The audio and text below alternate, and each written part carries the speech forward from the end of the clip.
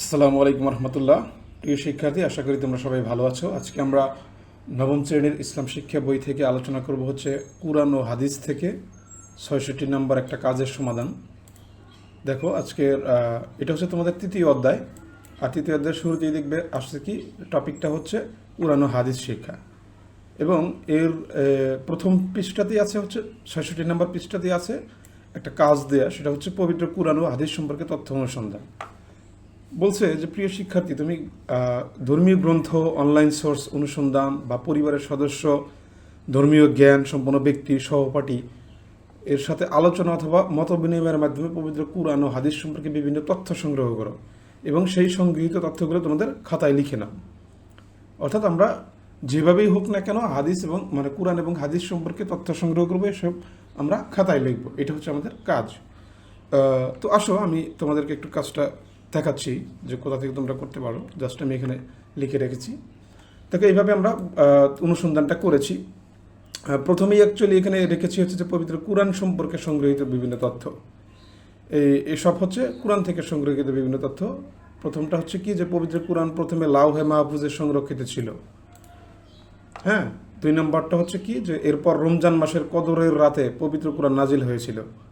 আল্লাহ তাআলা বলেন, রমজান মাস যে মাসে নাজিল করা হয়েছে আল কুরআন, মানুষের হেদায়েতের রূপে এবং পথ নির্দেশনার প্রমাণ ও সত্য মিথ্যা পার্থক্য নির্ণয়কারী হিসেবে। এটা আছে সূরা বাকারা ২ নম্বর আয়াতে, না সূরা বাকারা ২ নম্বর সূরা, আর এটা হচ্ছে আয়াত সংখ্যা হচ্ছে ২৮৫ নম্বর। তার মানে আমরা কিন্তু বুঝলাম কি যে কুরআন শরীফ প্রথমে লাউহে মাহফুজে সংরক্ষিত ছিল, এরপর রমজান মাসের সবের কদরের রাতে এটা নাজিল হয়েছিল, তাই না? এরপরে কিন্তু ধাপে ধাপে নাজিল হয়েছে। তারপরে এটা হচ্ছে পবিত্র কুরআন ২৩ বছরে মহানবী হযরত মুহাম্মদ সাল্লামের উপর নাজিল হয়েছে। কুরআনে আছে হচ্ছে ১১৪টি সূরা, ৫৪০টি রুকু, ১৪টি সিজদা ও ৬২৩৬টি আয়াত রয়েছে। মতান্তরে ৬৬৬৬টি আয়াত। তারপরে বলছে যে পবিত্র কুরআনে মাক্কি সূরার সংখ্যা হচ্ছে মোট ৮৬টি এবং মাদানী সূরার সংখ্যা হচ্ছে মোট ২৮টি। প্রত্যেকটি সূরার একটি নাম রয়েছে, নামকরণ বিভিন্ন উপায়ে করা হয়েছে। তবে অধিকাংশ ক্ষেত্রেই সূরার অভ্যন্তরে ব্যবহৃত কোনো শব্দকেই নাম হিসেবে বেছে নেওয়া হয়েছে। ঠিক আছে? কুরআন নাজিল হলে সাহাবায়ে কেরাম তা মুখস্থ করতেন এবং তা লিখে রাখতেন। পবিত্র কুরআন একটি অবিকৃত গ্রন্থ। কিয়ামত পর্যন্ত কেউ কুরআনকে পরিবর্তন করতে পারবে না। অবিকৃত হচ্ছে কি, যেরকমভাবে নবী হযরত মুহাম্মদ সাল্লাল্লাহু আলাইহি সাল্লামের সময় যেরকমভাবে নাজিল হয়েছে এখন পর্যন্ত সেরকমই আছে। কোনো একটা অক্ষর, কোনো একটা নুক্তা পরিবর্তন হয় নাই। ঠিক আছে? তার মানে সেই আগের মতোই আছে। এটাকে বলা হয়েছে অবিকৃত। পবিত্র কুরআন সকল জ্ঞান বিজ্ঞানের উৎস। আরবি হরফ হচ্ছে ২৯টি এবং মাখরাজ হচ্ছে ১৭টি। কুরআন তেলাওয়াতের প্রতিটি হরফে 10টি নেকি লাভ হয়। কুরআন শুনলেও সওয়াব পাওয়া যায়। ঠিক আছে? কুরআন শরীফ পড়লেই 10টা করে নেকি পাওয়া যায় এক একটা হরফের প্রতি। যিনি কুরআন পড়েন এবং সেই অনুযায়ী আমল করেন, কিয়ামতের দিন তার পিতামাতাকে নূরের মুকুট পরানো হবে। কত সুন্দর কথা! যিনি কুরআন পড়েন এবং সেই অনুযায়ী আমল করেন, কিয়ামতের দিন তার পিতামাতাকে নূরের মুকুট পরানো হবে। সুবহানাল্লাহ। তার মানে এইটা হচ্ছে কি, আমাদের এতটুকু হচ্ছে যে পবিত্র কুরআন সম্পর্কে আমরা বিভিন্ন তথ্য যেটা সংগ্রহ করেছি এগুলা। ঠিক আছে? এইটা হচ্ছে কি পবিত্র কুরআন সম্পর্কে যেই তথ্য আমরা সংগ্রহ করেছিলাম সেই সব তথ্য।